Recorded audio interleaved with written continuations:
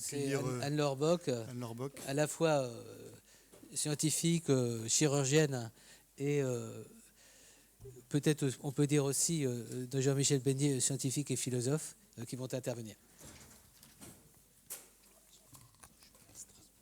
Il faut que je remercie les organisateurs et en particulier Marc de m'avoir invité à parler après ce beau panorama de ce que fait, de ce que pourra faire notre belle spécialité, la neurochirurgie. Une spécialité qui est souvent enrôlée, de gré ou de force, dans le projet transhumaniste. Et c'est sans doute pourquoi elle suscite autant de fascination que de répulsion, d'enthousiasme ou même de rejet. Et pour éclairer cette ambivalence, il va falloir, je pense, trier entre fantasme et réalité. On a déjà commencé à le faire, mais je vais me permettre de continuer. Donc, quand on parle de neurochirurgie avec les fantasmes, avec les profanes, on en vient très vite au fantasme, parce que le neurochirurgien donc, ne peut pas ignorer que de toutes les spécialités médicales ou chirurgicales, la sienne est celle ou une de celles qui fait le plus rêver ou cauchemarder. Parce qu'en neurochirurgie, on ouvre cette boîte noire qui est le crâne, on appelle ça banalement trépané, et on manipule l'organe suprême, le cerveau. Manipuler le cerveau, pourquoi faire? Dans la réalité, faire l'exérèse d'une tumeur, évacuer un hématome, clipper un anévrisme, dériver une hydrocéphalie, guérir une épilepsie, soulager une névralgie, stimuler un noyau sous-thalamique pour atténuer les symptômes d'une maladie de Parkinson.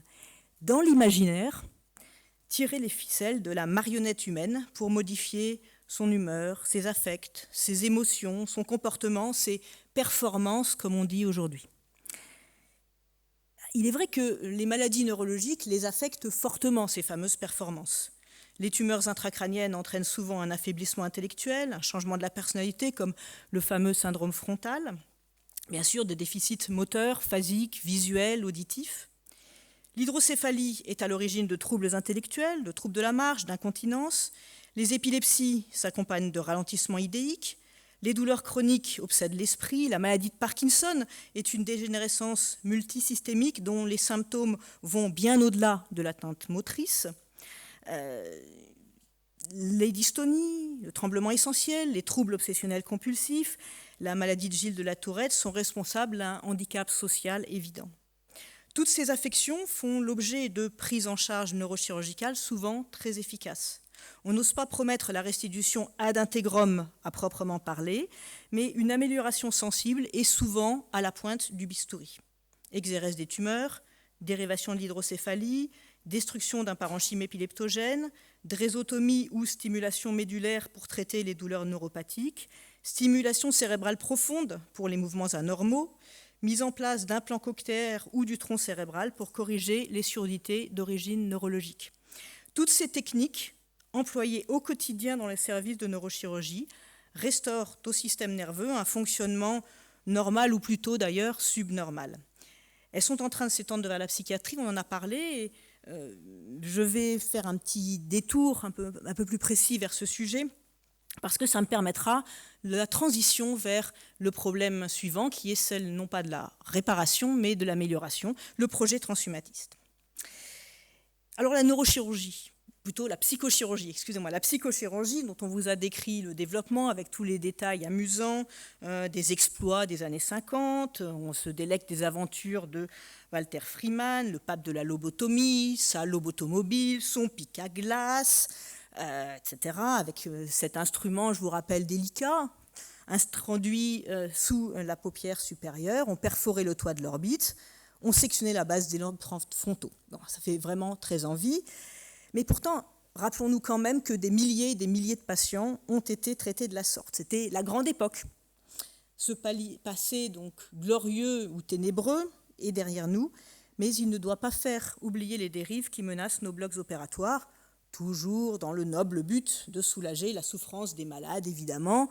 Revoyez Soudain l'été dernier ou Vol au-dessus d'un nid de coucou. Mais la possibilité de stimuler et non plus de détruire certaines structures cérébrales, donc d'agir de façon réversible, non mutilante, ce qu'on appelle la chirurgie mini-invasive, ce qui suggère qu'il y a une maxi-invasive. Cette possibilité et aussi les progrès de la neuroanatomie fonctionnelle ont relancé l'intérêt pour la psychochirurgie.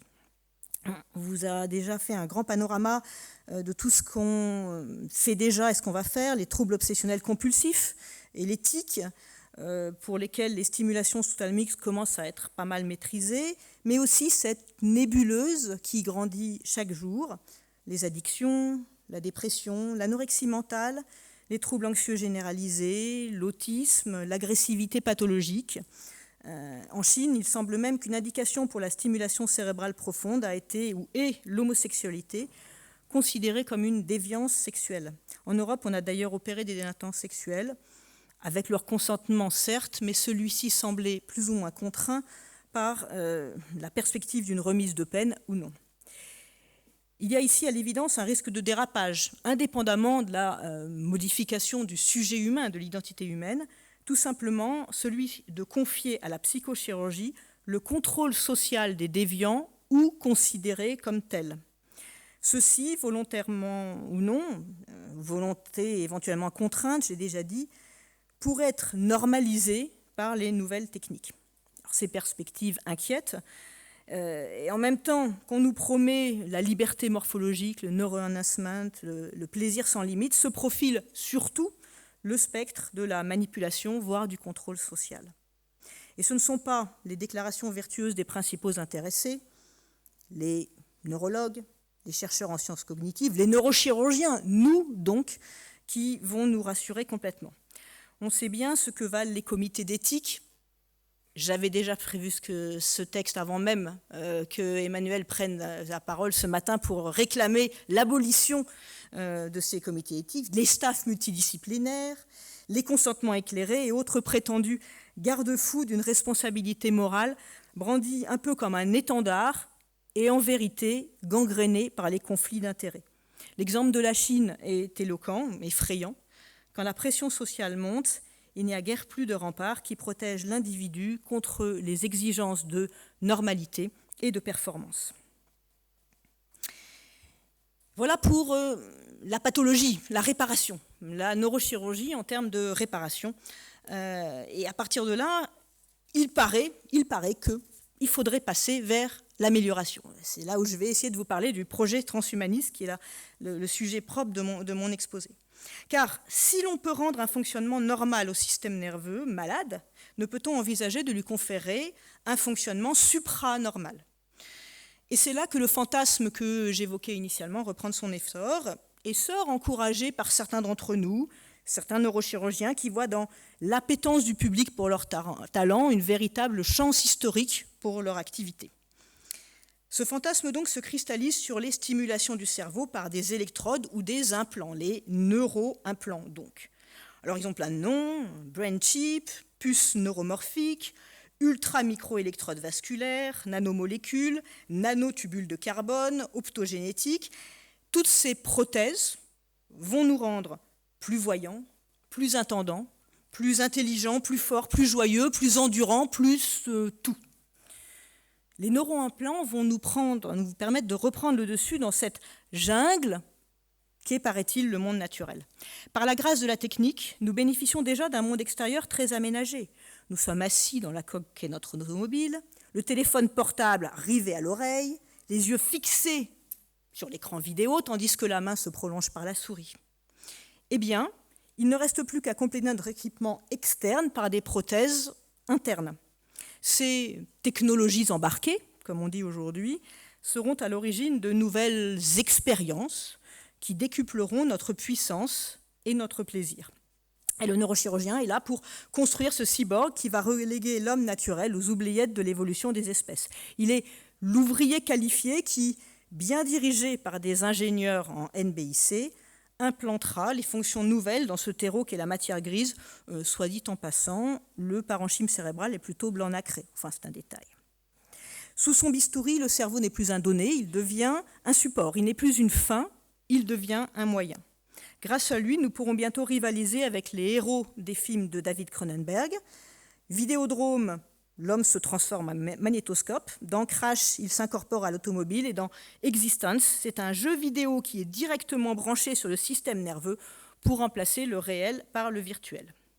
Ces bouffonneries, si vous me permettez, sont la face lumineuse, ludique du projet transhumaniste. Nous parlerons plus tard de sa face obscure. plus tard, enfin assez rapidement, parce que je crois qu'on a poussé ce fantasme assez loin et qu'il va falloir effectivement, comme on a déjà dit, revenir sur Terre. Et sur Terre, ici et maintenant, la neurochirurgie, en même temps qu'elle fait rêver, elle fait peur. L'utopie n'est jamais loin de se transformer en dystopie. Car en réalité, on ne peut pas vraiment dire que le sujet neurochirurgical soit particulièrement sexy. C'est plus un homme diminué qu'un homme augmenté. Multi-opéré, couvert de cicatrices, bourré de médicaments, muni de sondes, de prothèses, d'implants, de plaques et de vis, en titane s'il vous plaît, d'électrodes de stimulation, il ressemble plus à la créature de Frankenstein qu'à l'homme qui valait 3 milliards ou à Super Jenny, pour ceux qui ont mon âge pour les vieilles séries américaines. Il suffit de faire un tour en réanimation pour comprendre que celui qui gît sur son lit de douleur, entièrement assisté par les machines, est loin d'avoir acquis par la technique une puissance supérieure. Il est plutôt soumis que libéré par la technique. On a beau nous promettre que les prochaines prothèses technologiques, miniaturisées, améliorées, se feront oublier par leurs porteurs, on sait bien que rien ne vaut nos bons vieux organes naturels. On teste actuellement des machines pour faire marcher les paraplégiques. En fait, elles sont bien inférieures en efficacité à un banal fauteuil roulant. De même, les implants du tronc cérébral utilisés pour les surdité profondes permettent de restaurer une sensibilité aux signaux d'alerte chez la plupart des patients, plus rarement une véritable audition discriminante, et en tout cas, rien qui rivalise avec les performances de l'oreille normale, sans parler de l'oreille de Mozart. Et on attend guère mieux des prothèses visuelles en cours de développement. Restaurer une fonction, c'est déjà très bien, mais dépasser la fonction, comme on vous l'a dit, c'est du fantasme ou du mensonge. Du fantasme pour le client, du mensonge pour le fournisseur. En fait, la prothèse, c'est bien pour compenser un organe défaillant, mais quant à surpasser un organe sain, ne serait-ce qu'une banale prothèse de hanche, puisque nous avons un chirurgien ici, on peut en parler, c'est évidemment beaucoup mieux qu'une hanche rongée d'arthrose, mais en termes de confort, de polyvalence, de solidité, ça ne rivalise pas avec une hanche naturelle saine. Donc, cette affaire, vous voyez, d'un côté, des promesses qui sont à la limite de l'arnaque, de l'autre, des dangers dont on commence à voir le début. Cette affaire nous renseigne sur la face sérieuse du projet transhumaniste. J'ai parlé tout à l'heure rapidement du projet ludique et amusant, mais c'est maintenant qu'il faut parler du côté sérieux du projet. Et ce projet, ce n'est pas réparer, ni même, et pas vraiment améliorer, parce que réparer, c'est pas améliorer et vice-versa, c'est améliorer les humains pour les ajuster au monde tel qu'il est. Et là, il y a un immense paradoxe. Car on nous avait promis que le monde moderne, le monde technique, serait un nid douillet, un cocon adapté à nos besoins. Voilà qu'il s'avère que c'est à nous de nous adapter, au physique comme au moral. Il faut être plus intelligent, plus laborieux, plus endurant, plus habile, plus créatif pour travailler mieux. Il faut être plus sociable, plus coopérant, plus paisible, d'humeur plus égale pour construire le fameux vivre ensemble. Et le tout plus longtemps pour échapper à la décrépitude de la vieillesse, ce poids mort intolérable. Nous adapter ou être écrasés. Voilà le choix qui nous est proposé dans le monde technique. Ce monde complexe demande des compétences chaque jour plus élevées. Ceux qui ne suivent pas la course à la performance n'y trouveront plus leur place. Une fragilité psychique ou un défaut intellectuel et hop, éviction directe au profit des machines qui font disparaître les emplois non qualifiés.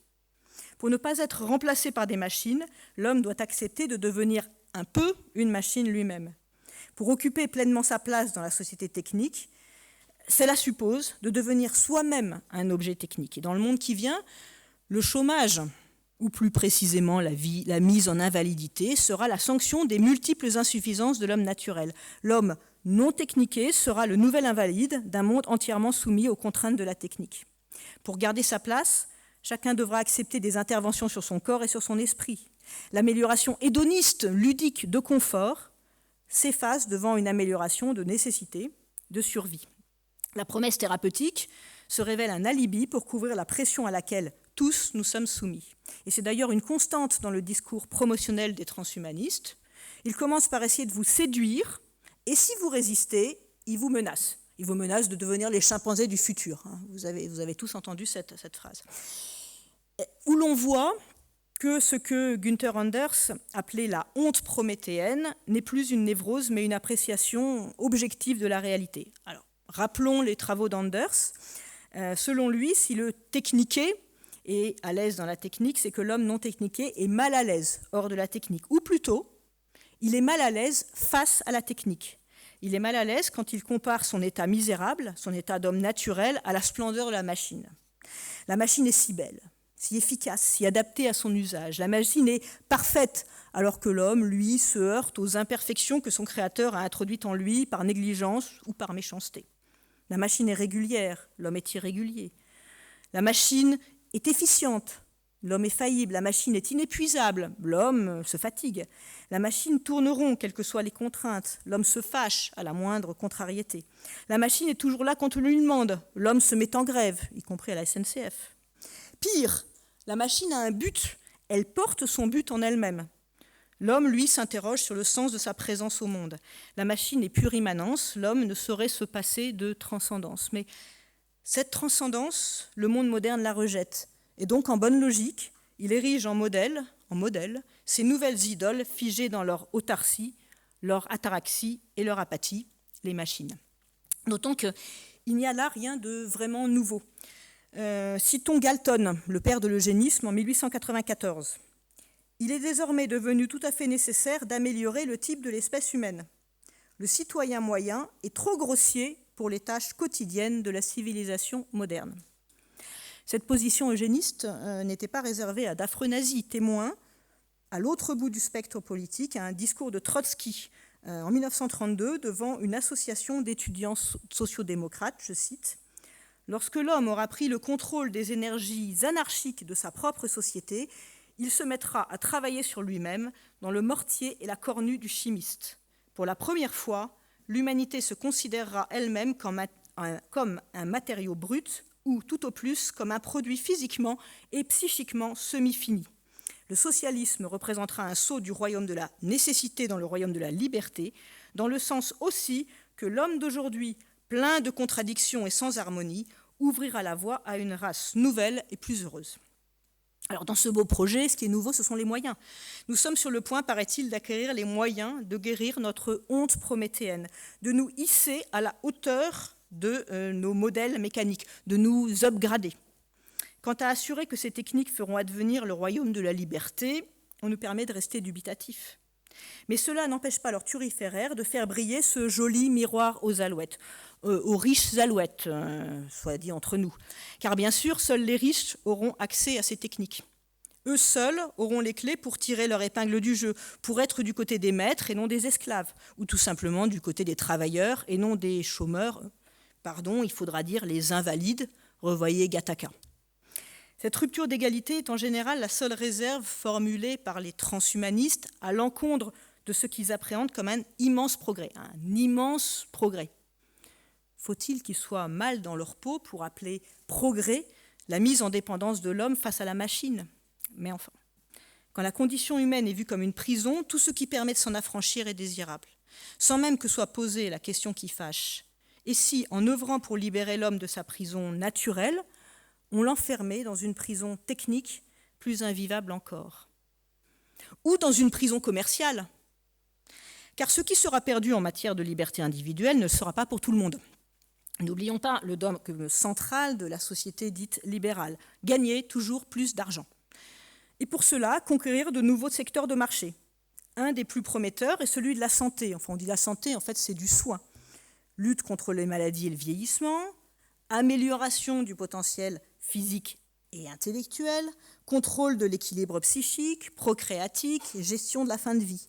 Il y a là un gisement de ce que le jargon économiciste appelle des services à monétiser, mine d'or qui avivent la convoitise des marchands de techniques biomédicales, qui sont aussi des marchands d'utopie. Les transhumanistes sont les idiots utiles de ces marchands. Il faut s'améliorer, nous susurrent-ils, pour susciter un besoin dans lequel s'engouffrera le marché. Car toutes les améliorations réclamées par notre désir insatiable nous seront monnayées en retour. Les nouveaux médicaments seront facturés au prix fort, les gadgets d'amplification des fonctions biologiques feront l'objet de campagnes promotionnelles intensives, Ce d'autant que vous l'avez vu, ça reste bien des gadgets probablement assez inférieurs aux organes naturels, mais enfin. Les déviances psychologiques seront traquées au nom de l'ascension sociale, parce qu'évidemment, les gens moins intelligents, ils n'auront qu'à s'améliorer, acheter le gadget pour être plus intelligents, sinon il ne faut vraiment rien pour eux-mêmes. Qu'est-ce qui reste? Les enfants, bon, ils seront à vendre au plus offrant. Et pour finir, les vieux, scandale improductif dans une société obsédée par le profit, ils seront euthanasiés dans la dignité. Ces nouveaux services, comme implanter, entretenir, remplacer, upgrader, changer les batteries, je ne sais pas tous les combien vous changez votre smartphone au passage, puis quand il sera à l'intérieur, il faudra aussi et surtout le changer. Traiter les complications nombreuses. Ces nouveaux services, donc, ne seront certainement pas gratuits. Il paraît même qu'ils seront les métiers de demain. Écoutons Cédric Villani, enthousiaste devant les opportunités offertes par l'intelligence artificielle. Voilà les nouveaux métiers. Éducateur de réseaux de neurones. J'en ai un autre, je l'ai noté parce que j'ai du mal. Ergonomiste en robotisation. C'est magnifique. Non, il ne faut pas se cacher derrière son petit doigt. Nos fantasmes, car ce sont des fantasmes, d'hyper-intelligence, de neuro-enhancement, de santé parfaite sont avant tout des facteurs favorables à la croissance économique. Et de ce fait, ils sont soumis à des pressions très peu désintéressées de la part des grands groupes techno-industriels qui dominent le marché. Il faut bien conditionner les masses de consommateurs. Comme l'écrit Cédric Sauvia dans un excellent article paru sur le site Science Critique, avec un S, même si elle avait véritablement un but philanthropique, l'aventure technologique qui s'annonce ne manquerait pas de nous apparaître comme la plus formidable entreprise d'aliénation jamais imaginée à l'encontre du genre humain. Et nous y entrons avec l'émerveillement du taureau pénétrant dans l'arène, sous les ovations extatiques des visiteurs du Consumer Electric Show. Puisque j'arrive à la fin de mon exposé, je vous propose de préparer la discussion par un examen de conscience. Vous sentez-vous plutôt hardi transhumaniste ou prudent traditionnaliste? Technoprogressiste ou bioconservateur? Je vous laisse choisir votre camp et surtout je vous laisse méditer sur votre ambivalence, sur notre ambivalence. Il faut l'avouer, nous autres modernes voulons tout et son contraire. Demande d'amélioration des individus, exigence de respect des handicapés, dégoût des infirmités, envie d'être aimé tel qu'on est, ambition d'être performant, angoisse de devoir être compétitif, désir de vivre vieux, volonté de ne pas être vieux physiquement, terreur de la souffrance, effroi du néant, peur de la mort, appréhension devant la vie, proclamation de liberté, demande de protection, refus du paternalisme, quête de maternage, revendication d'individualité, besoin de sens collectif, croyance au progrès, nostalgie du passé, générosité des déclarations d'intention, mesquinerie des actions pratiques, sommation d'une médecine technique et humaine tout à la fois. Les médecins, les chirurgiens aussi, encore plus peut-être, mais les médecins, la médecine, nous sommes tiraillés entre ces exigences contradictoires, impossibles à satisfaire toutes en même temps. Et c'est ainsi qu'in fine, après avoir suscité dans le corps social bien des espoirs et bien des peurs, ils sont surtout confrontés à une immense déception. La déception. Voilà la chute de notre histoire. Finalement, c'est avec cette déception que le neurochirurgien doit se débrouiller. Lui, si fanfaron, doit reconnaître qu'il est dispensateur de techniques qui promettent plus qu'elles ne peuvent tenir ou qui menacent plus qu'elles ne libèrent. Il doit avoir la sagesse de gérer les frustrations au lieu de se complaire dans la fuite en avant technologique. Voilà ma conclusion, certes un peu décevante, mais le conférencier, comme le chirurgien, doit savoir résister à la tentation vaniteuse de briller sans réellement éclairer, n'est-ce pas ?